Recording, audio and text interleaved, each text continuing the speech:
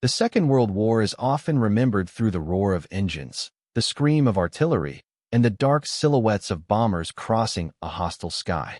Yet beneath the thunder of war lay a quieter, steadier force, one without which victory would have been impossible. This was the force of American food and farming, the vast agricultural engine that rumbled across wheat fields, dairy barns, corn belts, and cattle ranges. Here, on land untouched by bombs, Americans fought a different kind of war, providing the calories, protein, and energy that kept entire armies moving thousands of miles from home. While other nations watched their farmlands burn, America's soil became the silent foundation of the Allied war machine. When the war began, Europe faced an agricultural collapse as deadly as any battlefield disaster. Britain, already dependent on imports even before the Blitz, saw its shipping lanes strangled by U-boats. Germany's lightning conquests devoured farmland across Eastern Europe, redirecting food toward the Wehrmacht and starving millions. The Soviet Union lost some of its richest agricultural territory in Ukraine during the first phases of Operation Barbarossa. In this landscape of scarcity, America found itself in the opposite position, with land, manpower, machinery, and the ability to produce far more food than its own population could consume. This imbalance would soon become one of the Allies' most decisive strategic advantages. From the earliest months of U.S. involvement, President Roosevelt and his administration understood that agriculture was not merely an economic sector. It was a weapon. The War Food Administration, created in 1943, would become the command center of a nationwide mobilization. But even before that office existed, farms across the country were already shifting into wartime mode. Hybrid corn was planted in record numbers, new mechanized equipment was rushed into production, and farmers embraced innovations to squeeze every ounce of efficiency from the land. America was preparing, whether it realized it or not, to become the breadbasket of global democracy. The scale of need was staggering. Feeding American soldiers alone required industrial quantities of food, millions of pounds of meat, fruit, vegetables, flour, and dairy shipped across the world every day. But the U.S. wasn't just feeding its own troops. It was supplying Britain, the Soviet Union, China, Free French forces, resistance groups, and civilian populations that hovered on the edge of starvation. By 1944, American farms were providing over half of all food consumed by Allied forces worldwide, a logistical achievement unmatched in human history. Yet feeding the Allies wasn't as simple as increasing acreage. Wartime nutrition demanded precision. Soldiers marching through mud, freezing in mountains, or fighting in deserts couldn't rely on the fragile produce of peacetime diets. They needed food engineered for endurance, rations rich in calories, shelf-stable, compact, and capable of surviving transport from Iowa to Italy or Kansas to Kwajalein. This required new factories, new technologies, and close cooperation between farmers, scientists, and food companies. The creation of rations like the K-ration and C-ration represented a merging of agriculture and military science unlike anything before. Beyond the battlefield, America's agricultural output carried geopolitical weight. The steady flow of grain and canned foods to Britain helped prevent a humanitarian disaster and kept morale high during the darkest days of the U-boat blockade. Meanwhile, immense Lend-Lease shipments of wheat, meat, and powdered milk sustained the Soviet Union during the brutal sieges and retreats of 1941 to 1942. Food became a form of diplomacy, a way to strengthen alliances and cement America's leadership role among the Allied nations. But none of this was guaranteed. America faced its own pressures. Labor shortages as millions of young men left for the military, fuel rationing, equipment scarcity, and the challenges of transporting food across a rail system stretched to its limits. The nation was forced to reinvent its agricultural labor force, drawing on women, migrant workers, the Bracero program, and even school children to bring in the harvests. This shift changed the social landscape as profoundly as the industrial boom reshaped factories. In the end, America's wartime farming miracle was not simply a matter of machinery or land. It was the result of millions of ordinary people understanding that their work, humble as it seemed, was directly tied to the survival of soldiers, nations, and democracy itself. The farm became a frontline not of destruction but of creation, producing the lifeblood that sustained global resistance to tyranny. The story of this transformation begins with a world starving for help and a nation discovering the power hidden in its soil. By the time America entered the war, Britain's food situation had become a crisis that threatened national survival. The island nation, long dependent on imports for more than half its calories, found its supply routes squeezed by the relentless U-boat campaign. Merchant ships carrying wheat, bacon, eggs, and fruit were sent to the ocean floor faster than the Royal Navy could replace them. Shelves grew bare, rations grew tighter, and even staple foods like bread and butter became precious. For the first time in centuries, Britain, a global empire, faced the real possibility of hunger. Its people could endure the bombs of the Luftwaffe, but starvation was an enemy they couldn't fight alone. America's agricultural might quickly positioned itself as Britain's last reliable food source. Across the Atlantic, warehouses filled with crates of apples, barrels of flour, tins of Spam, and mountains of wheat waited for convoy escort. These shipments weren't luxuries. They were the backbone of British daily life. American wheat became British bread. American pork became British breakfast.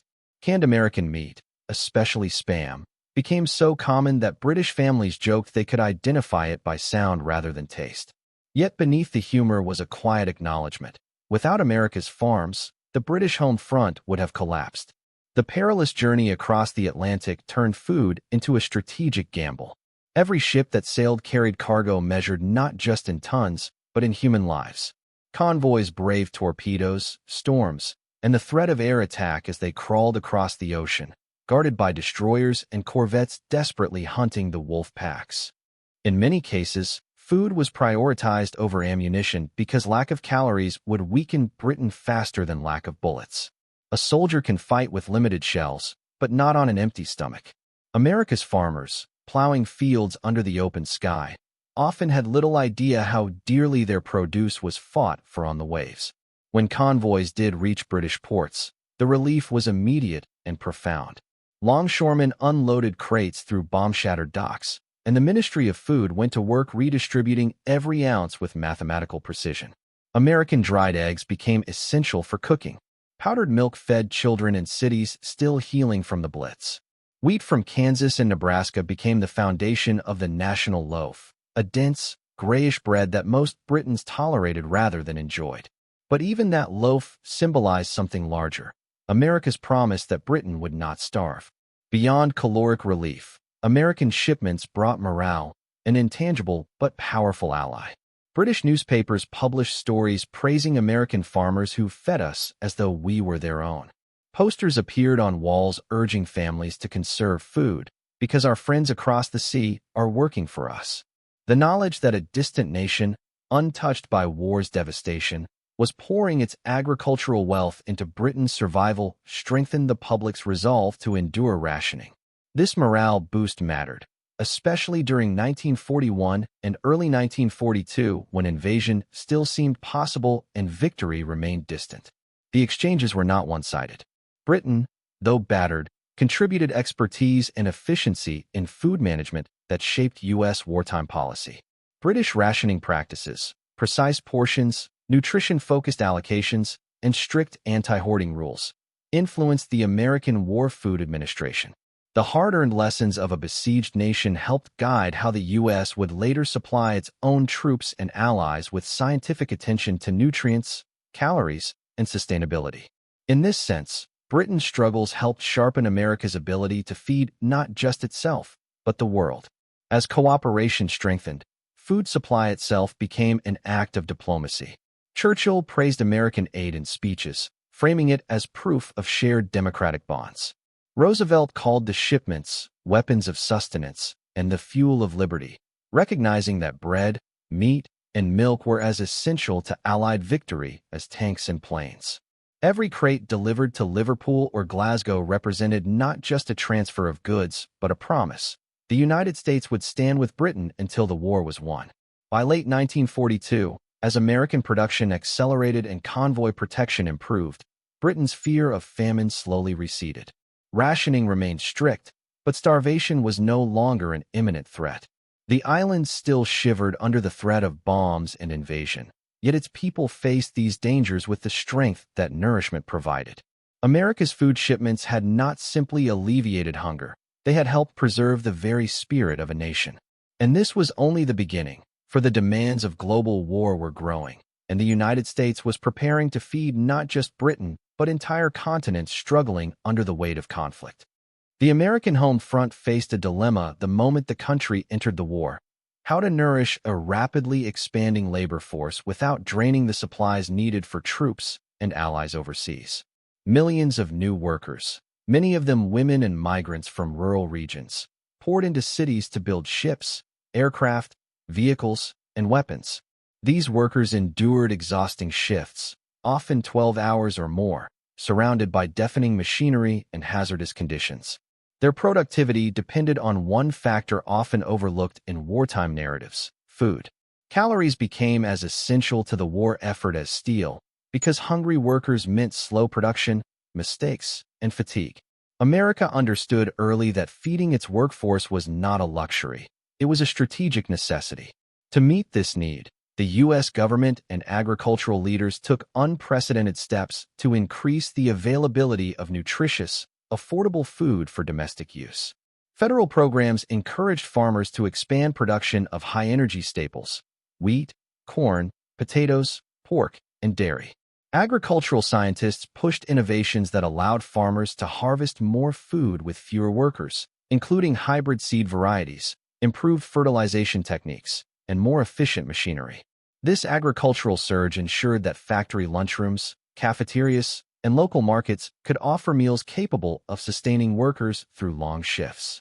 A war factory, after all, was only as strong as the meals eaten before the shift began. Public nutrition became a battlefield of its own. The U.S. government launched massive educational campaigns promoting balanced meals, energy-rich diets, and ration-conscious cooking. Posters hung in buses, schools, and break rooms urging workers to eat for strength, and food is fuel for victory. Nutritionists designed meals specifically to sustain stamina: meat for protein, bread for carbohydrates, vegetables for vitamins, milk for recovery. Even workplaces established nutrition committees to make sure employees had access to affordable, filling lunches. These efforts turned cafeterias into extensions of the war machine, each tray of food an unseen weapon supporting the arsenal of democracy. At the same time, rationing policies forced Americans to adjust their diets without sacrificing nutrition. Foods like sugar, butter, meat, and canned goods were restricted, compelling families to learn new recipes and make do with substitutes. But the sacrifice served a clear purpose. Every pound saved at home freed supplies that could be sent to soldiers or shipped across the Atlantic. Housewives became frontline participants in the logistics war, planning meals carefully, stretching ingredients, and reducing food waste. Cookbooks adapted quickly, offering dishes that were hearty yet economical, helping families remain nourished while preserving scarce resources for the military and allies. Industrial food production also expanded dramatically to support workers. Companies intensified production of items that could feed thousands quickly: canned soups, peanut butter, instant cereals, bread, and fortified products. Packaging innovations emerged to reduce spoilage and transportation waste, ensuring that food could be distributed efficiently to factories in every corner of the country. Refrigerated rail cars, improved cold storage facilities, and streamlined food distribution centers reduced delays and kept perishable goods fresh. The logistics of feeding millions of workers became a national enterprise as complex and vital as moving tanks or aircraft. The influence of wartime nutrition science reshaped everyday American eating habits. Nutritional standards, once obscure academic concepts, became household knowledge. The government's Basic 7 Food Groups chart appeared in newspapers, schools, and stores, educating families about balanced diets. It paved the way for post-war food guidelines and a national interest in public health. Wartime necessity elevated nutrition from a private concern to a public mission, creating a more informed population that understood how food directly affected strength, productivity, and national security. Despite shortages, the American diet remained one of the strongest in the world during the war years, largely because of the country's immense agricultural base. Farmers, often exempt from military service due to their essential role, worked punishing hours to keep pace with demand. Their output provided the caloric backbone for the entire war effort. Food factories stayed operational around the clock to process, package, and distribute supplies to domestic workers and military stockpiles. The ability to feed a massive labor force while simultaneously building an unprecedented wartime machine was a triumph of coordination and resolve. By late 1943, the United States had accomplished what few experts believed possible: feeding its civilians, supplying its troops, supporting its allies, and still maintaining enough surplus to prevent shortages from crippling production. The American worker, well-fed, motivated, and resilient, became one of the war's decisive assets. Behind every bomber that rolled off an assembly line, every ship launched from a coastal yard, and every convoy protected by new destroyers lay an unbroken chain of calories grown in American soil. The nation had turned food itself into a strategic weapon, proving that victory depended not simply on firepower, but on the strength and nourishment of those who produced it.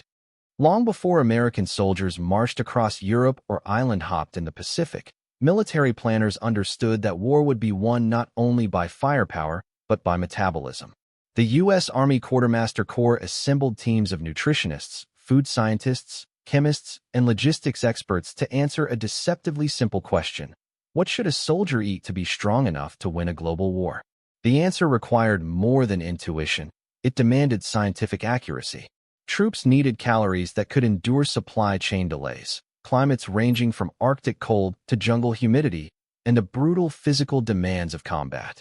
This fusion of science and strategy led to one of the most ambitious food engineering efforts of the 20th century. The first result was the iconic C-ration, a series of canned meals designed to withstand extreme environments and remain edible for years. Each ration contained meat, biscuits, chocolate, sugar, and a range of fortified items, portable calories packed with enough protein and fat to fuel long patrols and sudden firefights. These rations were more than meals. They were engineered survival kits that allowed troops to operate independently for days. Though heavy and sometimes monotonous, they were dependable lifelines in situations where normal supply lines collapsed. Soldiers often complained about the taste, but they trusted the rations to keep them alive when everything else around them was uncertain. The K-ration represented a different philosophy: lightweight, portable fuel for airborne and frontline units who needed speed more than comfort. Developed with direct input from physiologists and military dietitians, it provided the minimum necessary calories in a compact form that paratroopers could carry during drops. While not ideal for long-term use, its design reflected a deeper truth: every combat role required its own nutritional strategy. The Army was learning that the stomach of a soldier varied depending on mission, intensity, duration, and terrain. Feeding was no longer just a matter of issuing food. It was tailored logistics. Behind this scientific wave was the Army's research and development branch, which pioneered methods to preserve nutrients, prevent bacterial growth, and prevent spoilage in hostile conditions. They experimented with dehydration, vacuum sealing, nuken linings, and vitamin enrichment. These innovations dramatically extended shelf life and ensured that soldiers received adequate nutrition even in far-flung theaters like New Guinea and North Africa. War accelerated innovation at a pace civilian markets could never match, creating technologies that would later transform post-war grocery shelves, from powdered instant drinks to shelf-stable soups and packaged snacks. The challenge, however, wasn't only what soldiers ate, it was how they ate it. In many theaters, particularly the Pacific, conditions made traditional cooking nearly impossible. Units operated in jungles where humidity rotted supplies, fires gave away positions, and insects swarmed any exposed food. In Europe, the speed of armored advances often outran supply depots, leaving troops dependent on whatever rations they carried. The Army's food scientists had to anticipate these realities, designing meals that required no heat, no water, and no tools beyond a can opener. Food became an engineering problem as complex as designing tanks or planes. The U.S. military also invested heavily in dining facilities for troops who weren't always on the front lines. Field kitchens became mobile restaurants capable of feeding thousands under canvas tents. These kitchens prioritized hot meals to boost morale and maintain stamina. Studies showed that a single warm meal a day significantly improved a soldier's mental resilience, reducing fatigue and sharpening focus. Commanders quickly understood that combat readiness depended on morale as much as muscle. A well-fed soldier fought more effectively, endured hardship longer, and recovered faster from stress and injury. At the same time, the United States had to prepare for the nutrition of millions of men stationed far from home for long periods. This challenge led to fortified foods and supplements that compensated for limited fresh produce. Dehydrated vegetables, vitamin-enriched flour, and canned fruit syrups became essential components of daily meals. Even chewing gum was included in rations, not just for morale, but because it helped maintain dental health in environments where proper hygiene was difficult. Every detail, down to the texture of biscuits or the melting point of chocolate, was a deliberate decision made with battlefield realities in mind. By 1944, the U.S. military's food system had evolved into a global nutritional network supported by American farms, scientific laboratories, industrial processors, and logistical experts working in near-perfect coordination. Soldiers could march, fight, and endure because their meals were engineered with precision and delivered through supply lines stretching across oceans. The science of nutrition had become a quiet but decisive contributor to victory, proving that in modern warfare, an army travels not just on its stomach, but on the research laboratories, farms, and factories that feed it. While America raced to feed its own soldiers and civilians, an even more urgent mission unfolded across the Atlantic, feeding Britain, a nation strangled by German U-boats and cut off from its traditional sources of food. By 1941, the United Kingdom was closer to starvation than most Americans ever realized. U-boats sank merchant ships faster than Britain could replace them, grain supplies dwindled dangerously, and the caloric intake of civilians began to fall to levels that threatened public health. America understood that if Britain's people weakened, its factories would slow, morale would collapse, and the last major power resisting Hitler in Europe might fall, not through invasion, but hunger. Food became a strategic weapon, and American farmers were about to wield it. The solution required more than agricultural abundance. It demanded mastery of a brutal and unforgiving battlefield, the North Atlantic.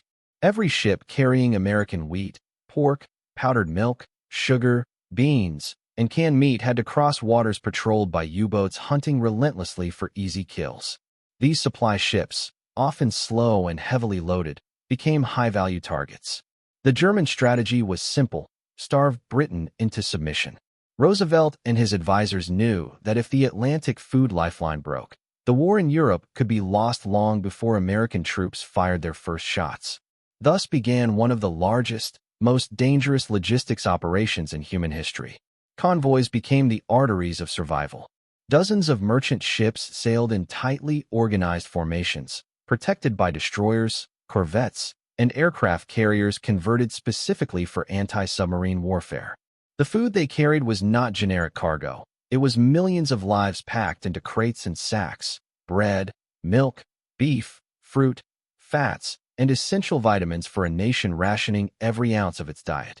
Each arrival in Liverpool represented another victory in the struggle against famine.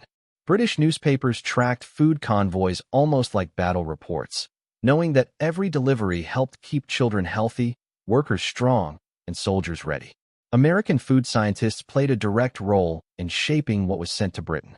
They developed dehydrated products that offered maximum nutrition with minimal weight, such as powdered eggs, fortified flour, and vitamin-rich canned goods. Dehydrated potatoes became so essential that they earned a nickname among British families: Yank Spuds. The U.S. even researched the caloric needs of Londoners working in munitions factories to determine the optimal mix of fats, protein, and carbohydrates to ship. Food aid became scientific diplomacy, nutrition engineered across an ocean. The convoys delivered not just calories, but confidence. The steady arrival of American wheat helped stabilize bread supplies, the cornerstone of the British diet. Powdered milk became a lifeline for children, ensuring that even during the harshest rationing years, the youngest citizens received adequate nutrition. Meat shipments restored protein levels necessary for factory workers assembling aircraft and warships. Every crate unloaded at a British port meant fewer health crises, fewer factory slowdowns, fewer families going to bed hungry. It meant a nation under siege could still stand upright. By 1943, as the Allies gained control of the Atlantic, food shipments surged to unprecedented levels. This turning point transformed Britain from a starving fortress into a revitalized industrial ally capable of supporting vast military operations in Europe and North Africa. The success of American agriculture, combined with the courage of merchant mariners, meant that British soldiers marched into battle with full stomachs, and British civilians endured the war without succumbing to widespread malnutrition. It was one of the quiet victories of the conflict, often overshadowed by the more dramatic battles, yet just as critical. Behind the scenes, logistical innovations kept the transatlantic food supply efficient and resilient. Port facilities were expanded, new storage warehouses were built, and unloading techniques were redesigned to prevent bottlenecks. Even packaging changed. Foods were shipped in containers resistant to saltwater, moisture, and rats, ensuring that maximum supplies survived the voyage intact. The American food system, massive, flexible, and expertly organized, proved it could sustain not just one nation, but an entire alliance fighting across multiple continents. In the end, America's ability to feed Britain did more than prevent starvation. It preserved the morale of a besieged nation, strengthened the Allied war machine, and bought precious time until U.S. soldiers, sailors, and airmen could join the fight in full force. Food became a strategic bridge across the ocean, a bridge built by farmers, factories, scientists, merchant sailors, and naval escorts. The survival of the British people and the eventual liberation of Europe rested in part on the steady flow of American wheat and pork carried through submarine-infested waters. Victory in the Atlantic was not only measured in sunken U-boats, but in meals delivered, families sustained, and allies kept alive. Nowhere did America's agricultural and logistical power face a greater test than in the Pacific, where vast distances, hostile climates, and relentless Japanese resistance created a supply problem unlike anything in Europe. The Pacific Ocean was not just a battlefield, it was a logistical abyss stretching thousands of miles. Every calorie consumed by American soldiers on remote islands had to cross this ocean, often in ships vulnerable to submarines, air raids, and typhoons. In this theater, food was more than sustenance. It was a mathematical triumph over geography. It took meticulous planning, enormous naval resources, and constant innovation to ensure that men fighting in jungles, coral atolls, and mountain ridges received the fuel necessary to survive. The environmental challenges themselves were formidable. Tropical heat spoiled fresh food within hours, humidity dissolved packaging, insects swarmed anything edible, and mold thrived on even the driest surfaces. In New Guinea, rations left outside for a single day could be overtaken by ants or rendered inedible by fungus. Japan's early strategy relied on severing supply lines, banking on the belief that the U.S. could not sustain large armies over such distances. Yet America countered with an expanding network of floating warehouses, refrigerated cargo ships, and forward bases that transformed the Pacific into a giant conveyor belt of provisions. It was a process so complex that every meal eaten on the front lines represented a victory of planning over chaos. Island-hopping campaigns created new problems. Each captured island needed food for thousands of men immediately, often before docks, storage facilities, or kitchens existed. Cargo ships sometimes offloaded supplies onto beaches under enemy fire, with rations stacked directly on sand until makeshift depots could be built. Engineers constructed instant infrastructure, erecting Quonset huts, refrigeration units, and cooking stations in record time. Meanwhile, Seabees carved roads and piers out of jungle and volcanic rock so that more food could flow in. The speed with which Americans created habitable, functioning bases allowed combat units to advance without losing momentum, every meal reinforcing their forward movement. Rations themselves had to evolve for Pacific realities. Traditional canned goods were too heavy for long jungle marches, so lighter, dehydrated items became essential. Tropical chocolate bars were designed not to melt in fierce heat. Soldiers received citrus-flavored powders to compensate for vitamin shortages caused by the scarcity of fresh produce. Medical officers monitored the men for deficiencies, adjusting their diets whenever possible. Even salt intake became a strategic concern, as extreme sweating led to dangerous imbalances. The rations were imperfect and often monotonous, but they kept soldiers standing in a place where nature alone seemed determined to break them.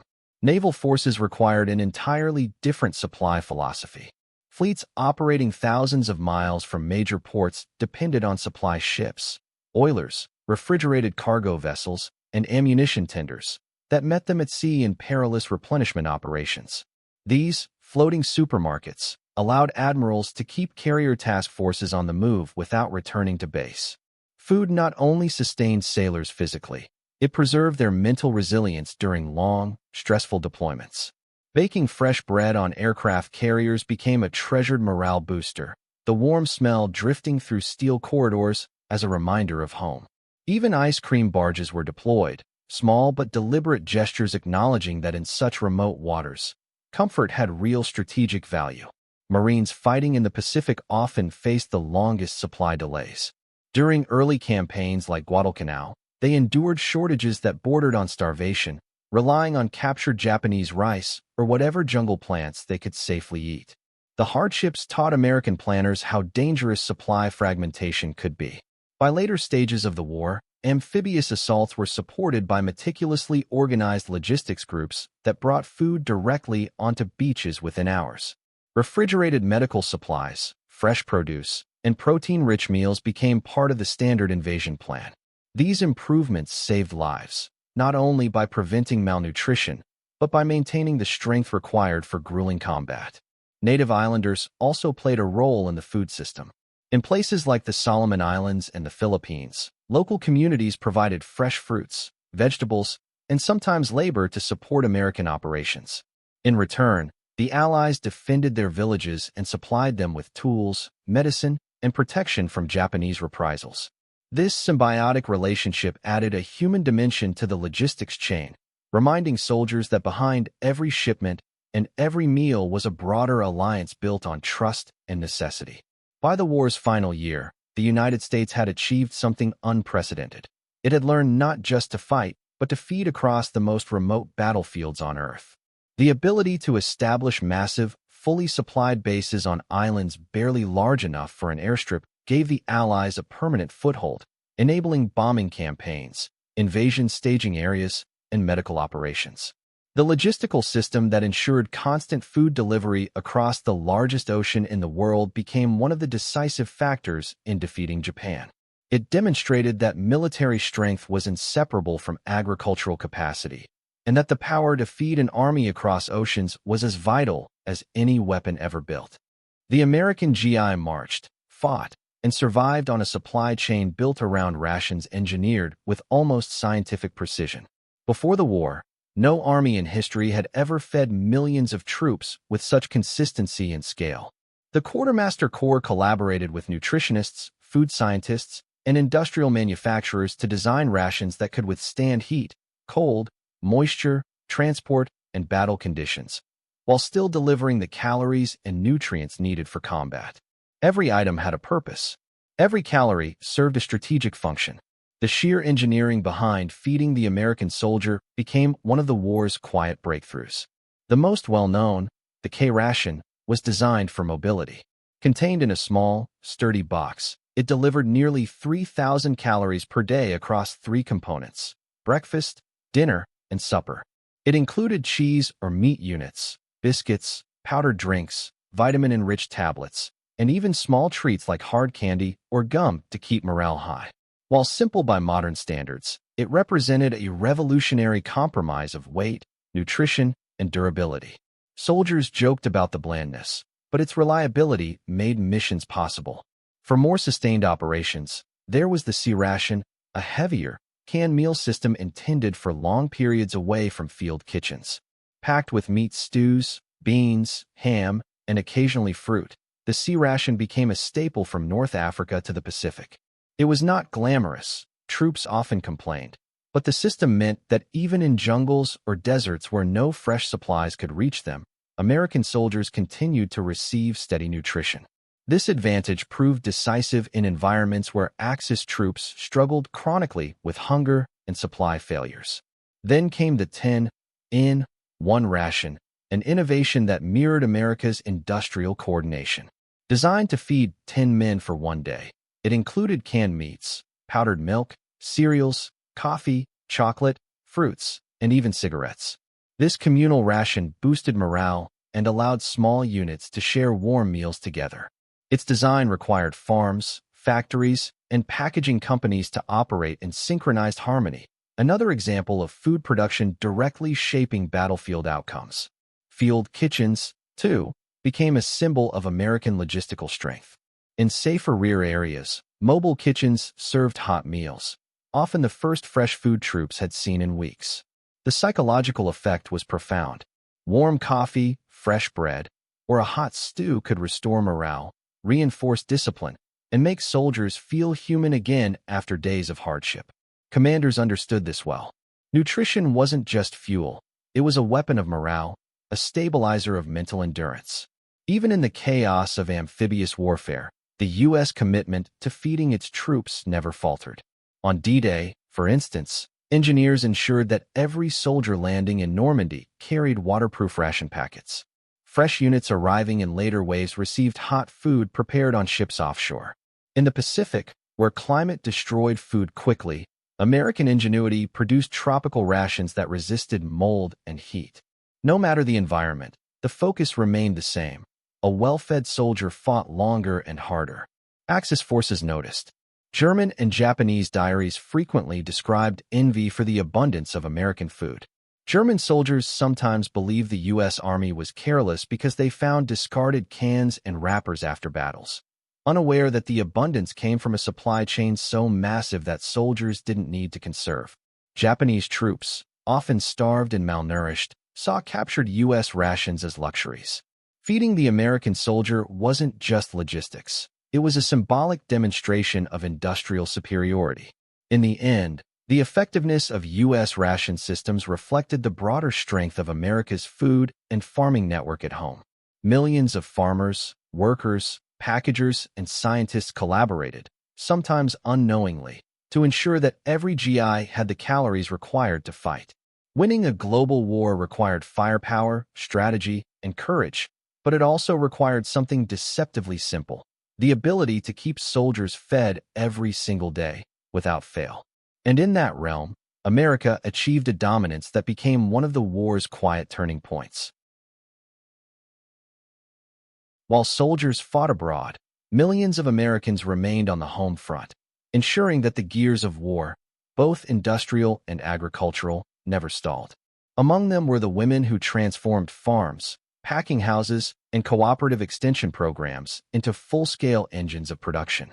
With millions of men drafted into military service, the fields that once relied on fathers, brothers, and sons faced a labor vacuum. Women stepped forward, taking up plows, driving trucks, harvesting crops, and managing livestock. Their work turned domestic farms into strategic war assets, critical to feeding troops abroad and sustaining civilians at home. The Women's Land Army, inspired by a similar British initiative, became emblematic of this effort. Young women were trained to operate machinery, plant crops, and manage harvest schedules, often in conditions far harsher than those faced in traditional domestic work. They labored in scorching summers, freezing winters, and relentless sun, sometimes working alongside migrant laborers, Native Americans, and retirees. Their contributions ensured that wheat, corn, soybeans, and livestock continued to flow into processing plants, storage silos, and shipping ports with remarkable consistency. Without these women, America's promise of sustenance for allies might have faltered. Urban factories also benefited from the indirect influence of agricultural productivity. Cities relied on rural surpluses to feed both workers and soldiers. Women managed rationing boards, organized victory gardens, and coordinated local distribution networks. Victory gardens alone produced millions of tons of vegetables, easing pressure on national supply chains. Every tomato grown in a backyard garden in Detroit, Chicago, or Philadelphia freed commercial produce for shipment overseas. Home gardening became a patriotic act, connecting civilians to the global struggle and proving that food could be weaponized without firing a single shot. Government agencies actively supported this mobilization. Extension services, agricultural colleges, and the Department of Agriculture provided training, pamphlets, and guidance for efficient production. They taught crop rotation, pest control, soil enrichment, and animal husbandry, maximizing yields even in less fertile regions. The lessons, once considered minor improvements for rural economies, became critical strategies for wartime efficiency. Every bushel harvested and every gallon of milk produced represented tangible support for soldiers thousands of miles away. Mechanization accelerated this transformation. Tractors, harvesters, and early motorized transport replaced labor-intensive methods, allowing smaller crews, often women, to manage larger plots of land. Farms that once fed local communities were suddenly capable of sustaining entire armies. Equipment manufacturers, previously focused on civilian markets, retooled production for military-caliber precision, creating machinery durable enough to survive long hours under heavy loads. This synergy between labor, technology, and logistics made the American agricultural machine nearly unstoppable. The human story behind this productivity was equally profound. Letters from soldiers often mention the hope they drew from knowing that back home, women and families toiled tirelessly so that they would not go hungry. Newspapers celebrated farm heroines and victory gardeners, highlighting the emotional as well as practical importance of their work. This recognition fostered national morale, bridging the gap between home and front, civilian and soldier, planter and platoon. Food production became both a logistical strategy and a cultural symbol of unity. Challenges were inevitable. Labor shortages persisted, machinery broke down, and droughts occasionally threatened yields. Yet these obstacles were met with improvisation, cooperative work programs, mechanized innovations, and the flexible use of local resources ensured that production stayed on track. Even minor failures rarely caused lasting disruption, as the scale of American agriculture provided a buffer unmatched in the world. The U.S. farm system, reinforced by a motivated and well-organized home front, became the backbone of both domestic stability and global support. By 1944, the full scope of this achievement was clear. American food production had not only met domestic needs, but supplied millions of soldiers, millions of civilians in allied nations, and millions more in liberated territories. It was a victory of human will, scientific innovation, and sheer organizational genius.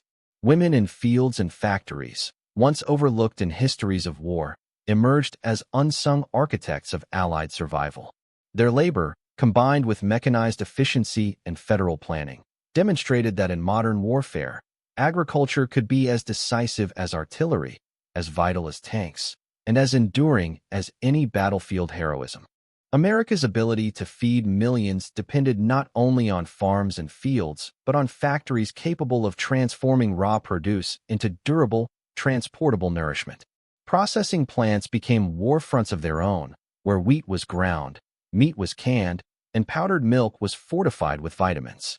Industrial engineers optimized every step, from temperature control to sterilization, to ensure that food could survive long shipping routes across oceans and treacherous terrain. The challenge was immense. What left a Kansas silo had to remain edible months later, often under conditions of heat, humidity, or combat stress. Precision, innovation, and relentless problem-solving became the hallmarks of America's wartime food industry. Canning was a cornerstone of this effort. Meat, vegetables, fruit, and even soups were sealed in airtight containers that could resist spoilage, crushing, and contamination. Advances in sterilization techniques ensured the safety of products even after months in transit. Engineers experimented with metal alloys, soldering methods, and coating materials to prevent chemical reactions that might spoil flavor or nutritional content. By World War II standards, these efforts were revolutionary. Industrial food preservation became as scientifically sophisticated as aeronautics or munitions production. Dehydration techniques expanded the possibilities further. Vegetables, eggs, powdered milk, and even coffee were processed into lightweight forms that reduced shipping volume, resisted decay, and maintained essential nutrients. Soldiers and sailors could carry these products into jungles, deserts, and mountains without immediate refrigeration. Dehydration allowed the military to plan sustained campaigns in regions where conventional supply lines would have failed. The technology, born of necessity, would later revolutionize global food storage and distribution, leaving a legacy far beyond the battlefield. Sugar, chocolate, and coffee became more than morale boosters. They were vital energy sources. Factories experimented with compact, high-calorie formulations that could endure heat and moisture. Chocolate bars issued to troops were fortified with vitamins and designed to melt slowly in tropical climates. Coffee, a psychological and cultural mainstay, required innovative packaging to preserve aroma and flavor during long sea voyages. Every bite, every sip, was engineered for maximum impact. Energy, comfort, and endurance rolled into a single ration. Packaging logistics became an art form. Workers learned to stack crates efficiently, seal cans against corrosion, and label items for rapid identification at distant bases. Railroads, trucks, and ships coordinated schedules so that nothing spoiled in transit. Food distribution was synchronized with operational planning. Supplies arrived exactly when needed, neither too early to spoil nor too late to create shortages. Industrial innovation turned an ordinary loaf of bread or a can of beans into a tactical instrument supporting global strategy. In parallel, research laboratories monitored nutritional quality.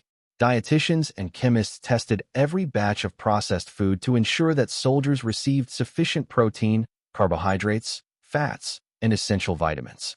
Adjustments were made on the fly. Iron was added to bread flour, vitamins fortified powdered milk, and salt content calibrated to retain hydration under combat conditions. Science bridged the gap between production and frontline requirements, creating a feedback loop where the battlefield informed processing techniques. Women and minorities played central roles in these factories. In urban centers from Chicago to Philadelphia, female and African American workers operated machinery, maintained quality control, and packed goods for shipment. Their labor, often unheralded, was essential to sustaining both the American Army and its allies. Factory floors hummed with the rhythm of production, a symphony of human and mechanical energy orchestrated to meet the insatiable demands of global war. By 1944, the integration of farms, laboratories, and factories had created a seamless system capable of feeding millions under extreme conditions. American industrial innovation ensured that no soldier, sailor, or civilian in Allied territories went hungry due to mismanagement or technological shortfall. Every can, every bag, every ration represented not just sustenance, but the culmination of science, engineering, and human determination. The Allies' ability to fight on multiple fronts, to endure months of combat, and to outlast the Axis powers rested as much on this industrial ingenuity as on artillery, armor, or airplanes. America's ability to feed millions depended not only on farms and fields, but on factories capable of transforming raw produce into durable, transportable nourishment. Processing plants became war fronts of their own, where wheat was ground, meat was canned, and powdered milk was fortified with vitamins. Industrial engineers optimized every step, from temperature control to sterilization, to ensure that food could survive long shipping routes across oceans and treacherous terrain. The challenge was immense. What left a Kansas silo had to remain edible months later, often under conditions of heat, humidity, or combat stress. Precision, innovation, and relentless problem-solving became the hallmarks of America's wartime food industry. Canning was a cornerstone of this effort. Meat, vegetables, fruit, and even soups were sealed in airtight containers that could resist spoilage, crushing, and contamination. Advances in sterilization techniques ensured the safety of products even after months in transit. Engineers experimented with metal alloys, soldering methods, and coating materials to prevent chemical reactions that might spoil flavor or nutritional content. By World War II standards, these efforts were revolutionary. Industrial food preservation became as scientifically sophisticated as aeronautics or munitions production. Dehydration techniques expanded the possibilities further. Vegetables, eggs, powdered milk, and even coffee were processed into lightweight forms that reduced shipping volume, resisted decay, and maintained essential nutrients. Soldiers and sailors could carry these products into jungles, deserts, and mountains without immediate refrigeration. Dehydration allowed the military to plan sustained campaigns in regions where conventional supply lines would have failed. The technology, born of necessity, would later revolutionize global food storage and distribution, leaving a legacy far beyond the battlefield. Sugar, chocolate, and coffee became more than morale boosters. They were vital energy sources. Factories experimented with compact, high-calorie formulations that could endure heat and moisture. Chocolate bars issued to troops were fortified with vitamins and designed to melt slowly in tropical climates. Coffee, a psychological and cultural mainstay, required innovative packaging to preserve aroma and flavor during long sea voyages. Every bite, every sip, was engineered for maximum impact. Energy, comfort, and endurance rolled into a single ration.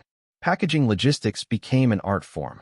Workers learned to stack crates efficiently, seal cans against corrosion, and label items for rapid identification at distant bases. Railroads, trucks, and ships coordinated schedules so that nothing spoiled in transit. Food distribution was synchronized with operational planning. Supplies arrived exactly when needed, neither too early to spoil nor too late to create shortages. Industrial innovation turned an ordinary loaf of bread or a can of beans into a tactical instrument supporting global strategy. In parallel, research laboratories monitored nutritional quality. Dietitians and chemists tested every batch of processed food to ensure that soldiers received sufficient protein, carbohydrates, fats, and essential vitamins. Adjustments were made on the fly. Iron was added to bread flour, vitamins fortified powdered milk, and salt content calibrated to retain hydration under combat conditions. Science bridged the gap between production and frontline requirements, creating a feedback loop where the battlefield informed processing techniques. Women and minorities played central roles in these factories. In urban centers from Chicago to Philadelphia, female and African American workers operated machinery, maintained quality control, and packed goods for shipment. Their labor, often unheralded, was essential to sustaining both the American Army and its allies. Factory floors hummed with the rhythm of production, a symphony of human and mechanical energy orchestrated to meet the insatiable demands of global war. By 1944, the integration of farms, laboratories, and factories had created a seamless system capable of feeding millions under extreme conditions. American industrial innovation ensured that no soldier, sailor, or civilian in Allied territories went hungry due to mismanagement or technological shortfall. Every can, every bag, every ration represented not just sustenance, but the culmination of science, engineering, and human determination. The Allies' ability to fight on multiple fronts, to endure months of combat, and to outlast the Axis powers rested as much on this industrial ingenuity as on artillery, armor, or airplanes. While soldiers relied on rations abroad, the American public became an essential component of the food war through rationing, conservation, and sacrifice. The government recognized that feeding troops and allies depended on disciplined domestic consumption. Sugar, meat, butter, coffee, and canned goods were strictly rationed, with families assigned point systems to regulate purchases. These measures were not simply bureaucratic inconveniences. They were carefully calculated strategies to ensure that production, shipment, and distribution could sustain the war effort. Every meal cooked at home became part of a global supply chain, linking kitchen tables in Iowa, Texas, and New York to battlefields thousands of miles away. Victory gardens became a cultural phenomenon and a tactical necessity. Suburban lawns, urban lots, and schoolyards were transformed into vegetable plots, producing millions of tons of beans, cabbage, carrots, and tomatoes. This grassroots effort reduced pressure on commercial crops, allowing more food to be shipped overseas. Children participated enthusiastically, learning how to plant, water, and harvest. These gardens were more than practical. They fostered a sense of personal investment in the war effort, teaching civilians that their labor could directly sustain soldiers on foreign shores. Every homegrown tomato or potato became a small act of resistance against Axis power. Civilians adjusted to substitutes and inventive recipes to stretch scarce ingredients. Recipes circulated widely, teaching families to use powdered milk, dried eggs, or margarine in place of butter. Stretching meat with beans or breadcrumbs became routine. Newspapers and radio programs educated the public on calorie-rich yet ration-conscious meals, turning kitchens into hubs of strategic contribution. The daily struggle of rationing strengthened social cohesion and reinforced the understanding that individual choices had global consequences. Food drives and preservation campaigns amplified these efforts. Canning fruits and vegetables at home, salvaging fats for explosives, and collecting wheat for shipment were promoted as patriotic duties. Women's clubs, churches, and community organizations coordinated these initiatives, demonstrating that feeding soldiers abroad required civic discipline at home. Each act, whether boiling jars of beans or sending sugar to ration boards, contributed to a vast, decentralized operation that kept the American war machine and its allies well-fed. The psychological impact of rationing was profound. While some complained about monotony or scarcity, most Americans embraced the discipline as a form of collective contribution. Children understood that conserving chocolate or sugar points might save a soldier's life. Housewives became tactical planners, balancing nutrition and ration points, stretching family meals, and avoiding waste. This culture of strategic consumption turned civilians into indirect participants in warfare, transforming ordinary households into vital support nodes within a global logistics network. Rationing also intersected with industrial labor. Workers in factories and shipyards, already consuming large meals to sustain energy for long shifts, were carefully monitored to ensure that caloric intake matched physical demand. Industrial cafeterias became experimental grounds for nutrition, testing optimal rations to maintain productivity without exhausting scarce resources. Food, in this sense, was treated as both a public good and a workforce weapon, precisely calibrated to fuel victory. Government communication emphasized the connection between home sacrifice and battlefield success. Propaganda campaigns portrayed food conservation as a moral duty, framing everyday citizens as partners in victory. Posters declared, "Food is a weapon, use it wisely," while radio shows offered practical guidance. These narratives created a cultural alignment between domestic consumption and military success, ensuring that the population understood the stakes of every meal prepared, ration card redeemed, or garden harvested.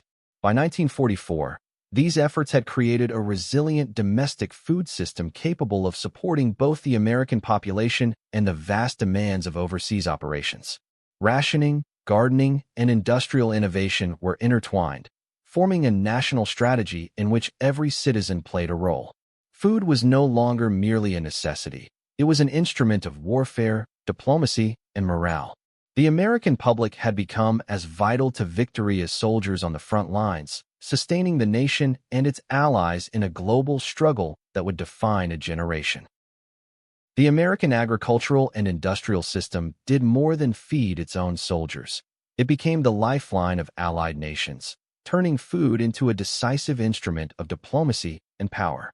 Britain, already under strict rationing and threatened by U-boat campaigns, depended heavily on American shipments for wheat, sugar, meat, and dairy. The scale of aid was staggering. Millions of tons of essential staples crossed the Atlantic annually.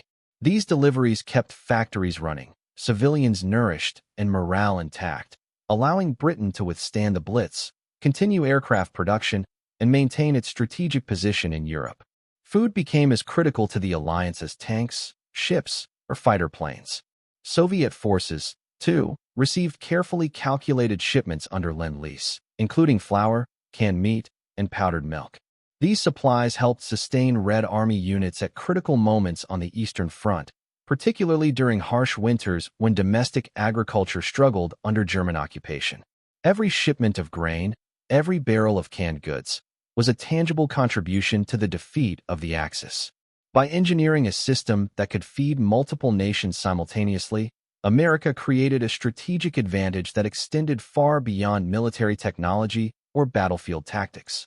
Logistics became a global choreography of immense complexity. Convoys were organized to maximize efficiency, minimize losses to enemy submarines, and ensure synchronized arrival at ports under Allied control. Cargo ships were carefully loaded according to caloric priorities. Wheat first, followed by dairy, sugar, and protein sources. Cold storage facilities were established in ports, warehouses, and distribution centers, enabling rapid redistribution to military units or civilian populations. The success of this operation rested on coordination between farmers, industrialists, scientists, and naval officers, a network so precise that millions of people received sustenance almost as reliably as bullets and ammunition. The psychological impact of American food aid on allies cannot be overstated. In Britain, letters to newspapers frequently acknowledged the miracle of American wheat, which kept bread on tables during the darkest days of rationing. For Soviet soldiers, canned meat and sugar were prized commodities, often shared among units to maintain strength and morale. Food deliveries were more than sustenance. They were a symbol of hope, reliability, and solidarity. Allies drew courage not only from military collaboration, but from the knowledge that the United States could mobilize its agricultural and industrial power to keep them alive. Human ingenuity played a central role in overcoming challenges.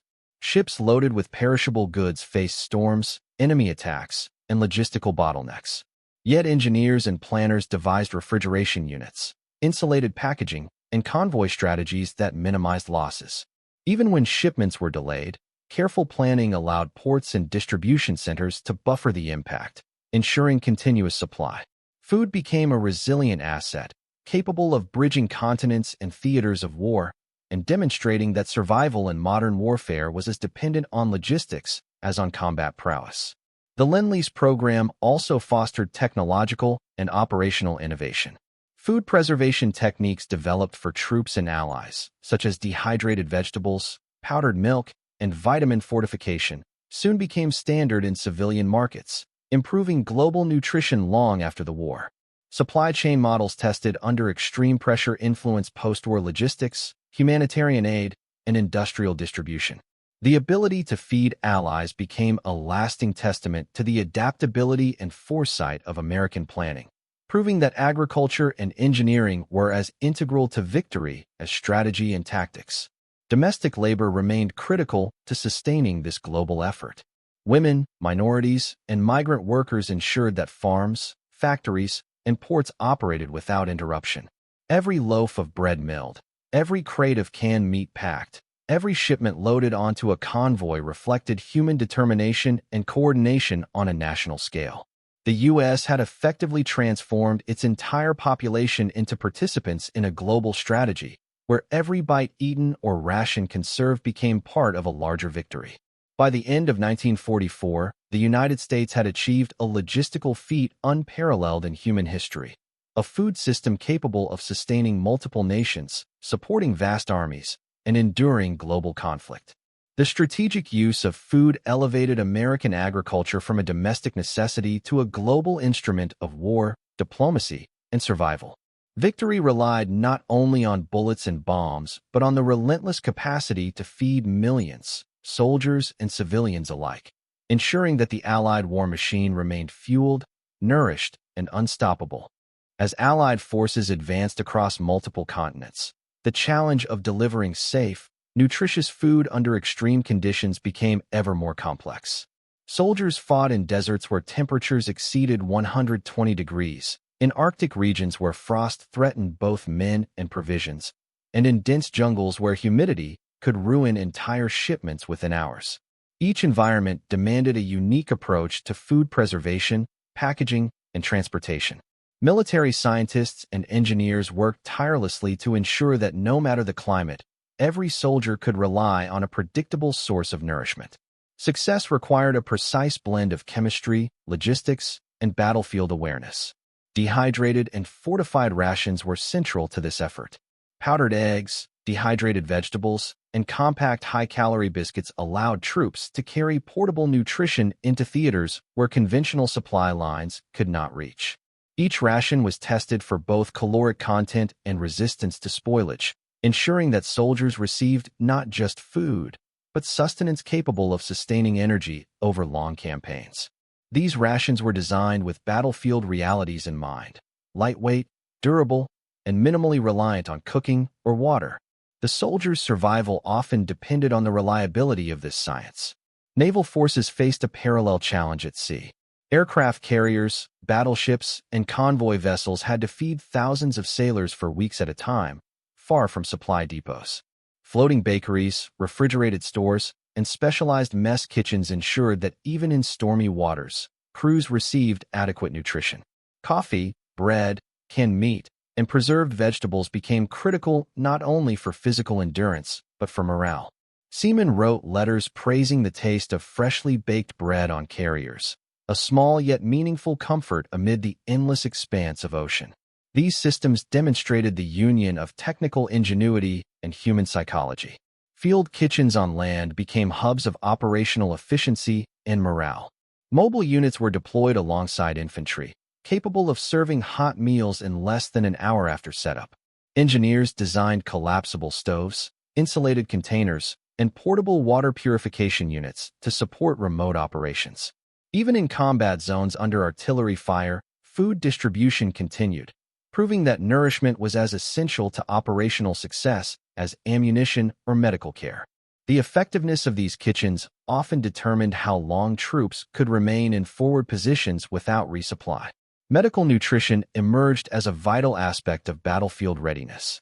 Doctors and dietitians monitored soldiers for deficiencies caused by limited fresh food, extreme exertion, or disease.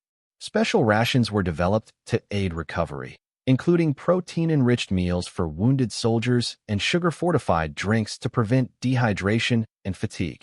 By integrating nutritional science directly into military planning, the U.S. Army ensured that food was not only fuel but also medicine, reducing casualties related to malnutrition or exhaustion. Logistical foresight was critical in extreme theaters. Supply depots were established close to front lines whenever possible, reducing the risk of spoilage during transit.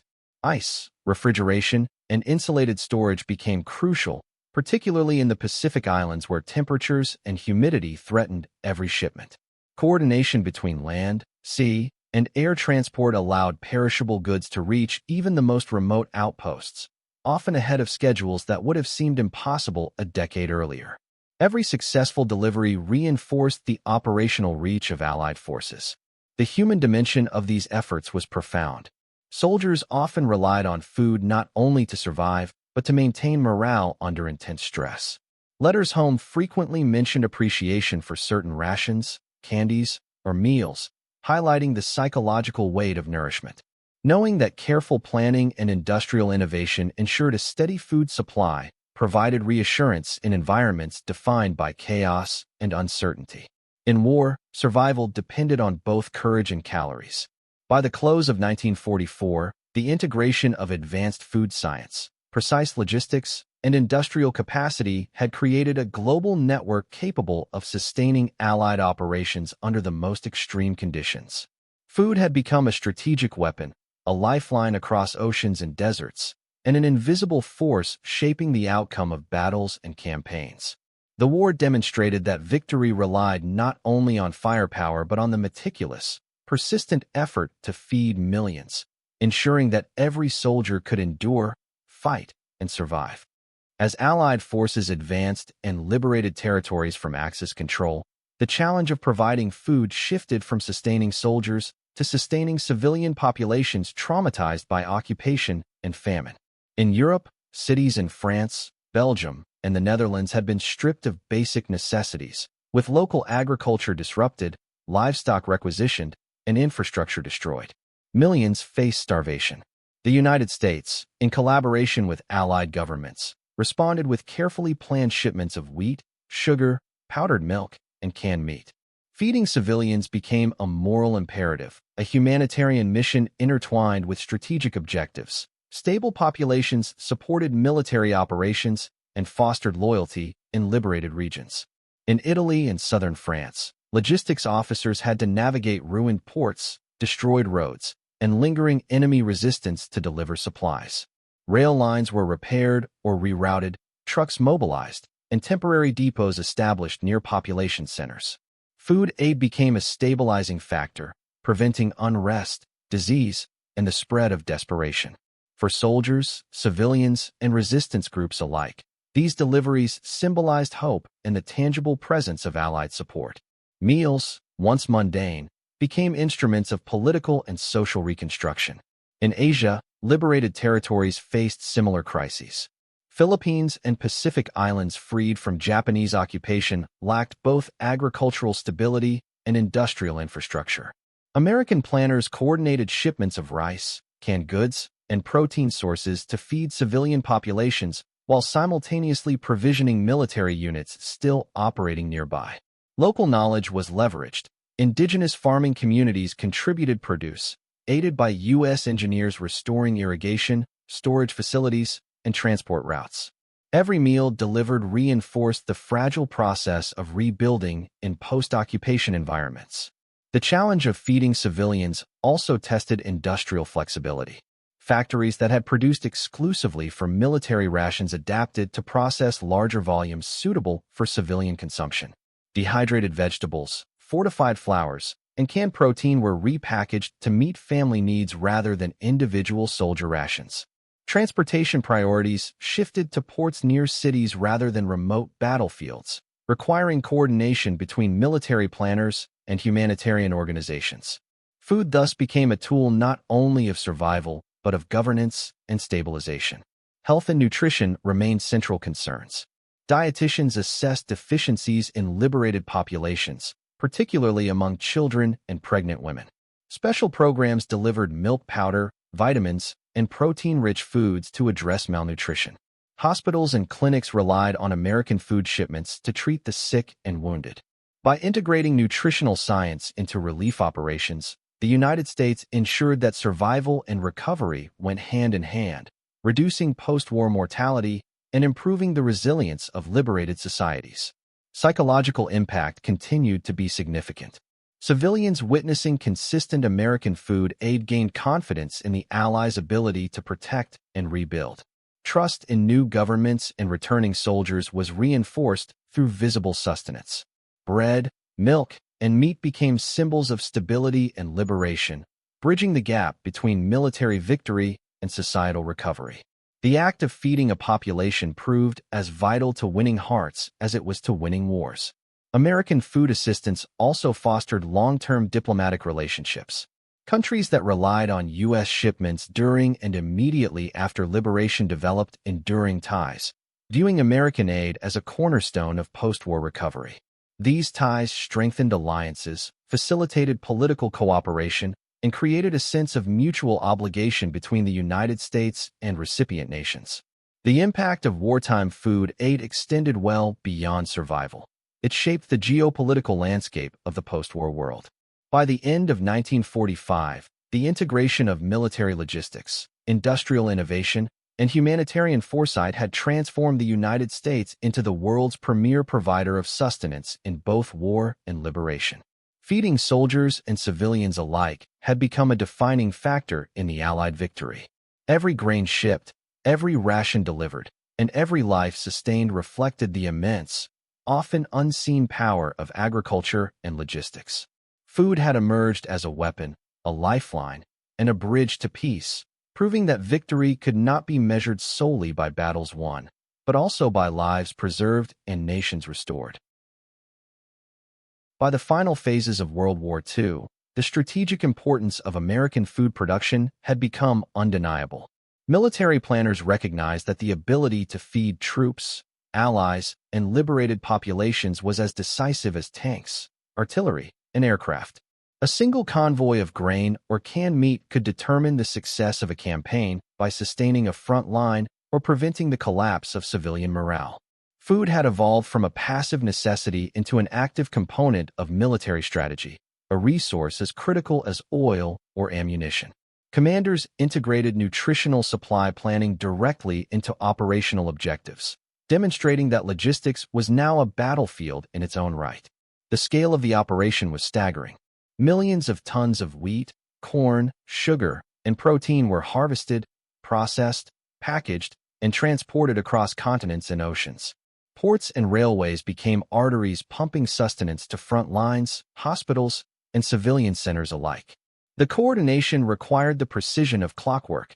Delays in one part of the system could have cascading consequences, potentially stalling offensives or sparking unrest in liberated territories. The industrial might of the United States, its agricultural capacity, and its workforce created a logistical engine unparalleled in history, proving that modern warfare relied on infrastructure as much as firepower. Technological innovation was constant. Food preservation advanced rapidly to meet the challenges of global combat. Refrigerated shipping, vacuum packing, and dehydration techniques allowed perishable goods to survive long transits and harsh climates. Rations were formulated to provide maximal nutrition with minimal weight and volume, adapting to the realities of jungle warfare, desert campaigns, and amphibious assaults. Scientific ingenuity ensured that nutrition remained consistent, reliable, and accessible even in the most remote and hostile environments. The invisible battle against spoilage and decay became a crucial theater of war. Civilian contributions remained central to sustaining the global food network. Women continued to labor in fields, factories, and community gardens, while children and volunteers participated in rationing programs, canning campaigns, and agricultural initiatives. Urban and rural Americans alike understood that their domestic work directly influenced the survival of soldiers and allies. Victory gardens, cooperative farms, and local preservation efforts supplemented large-scale industrial production, creating redundancy in the system and ensuring that the flow of sustenance could withstand unforeseen challenges. Medical and nutritional science had matured in parallel with industrial logistics. Specialized rations were developed to combat malnutrition, accelerate recovery, and maintain combat readiness. Vitamins and minerals were fortified in bread, milk, and canned goods. Dietitians monitored the health of troops and civilians alike, ensuring that caloric intake was matched to physical demand and environmental stress. Food became a precise instrument, sustaining both body and mind in the most extreme conditions. The science of nourishment became inseparable from the art of strategy. The psychological dimension of food remained profound. Soldiers drew comfort from consistent meals, from the taste of familiar rations, and from the knowledge that home and allies were reliably feeding them. Civilians regained hope through visible sustenance arriving in liberated areas, signaling that recovery and stability were possible. Food became a symbol of American capability and resolve, a tangible demonstration of industrial, agricultural, and moral superiority. Every meal carried meaning beyond calories. It was a statement of endurance, power, and shared purpose. Even in the final weeks of the war, when military operations surged across Europe and the Pacific, America's food machinery proved resilient. Supply chains that had been tested in deserts, jungles, and oceans continued to deliver without interruption. Rations reached front lines on time. Shipments arrived at ports devastated by bombing. Liberated populations received sustenance before starvation could take hold. The hidden arsenal of agriculture, industry, and logistics had proven decisive, reinforcing the principle that victory depended on the integration of military might and sustenance. By war's end, the United States had demonstrated that feeding millions across multiple continents was both a strategic necessity and a moral responsibility. Food had become a tool of power, diplomacy, and human survival, reinforcing the idea that modern warfare required mastery of logistics as much as mastery of arms. Soldiers, civilians, and allies alike owed their endurance, morale, and resilience to this extraordinary mobilization of agricultural and industrial resources. In every sense, the ability to nourish was as critical to victory as the ability to fight, proving that sustenance and strategy were inseparable in the modern world.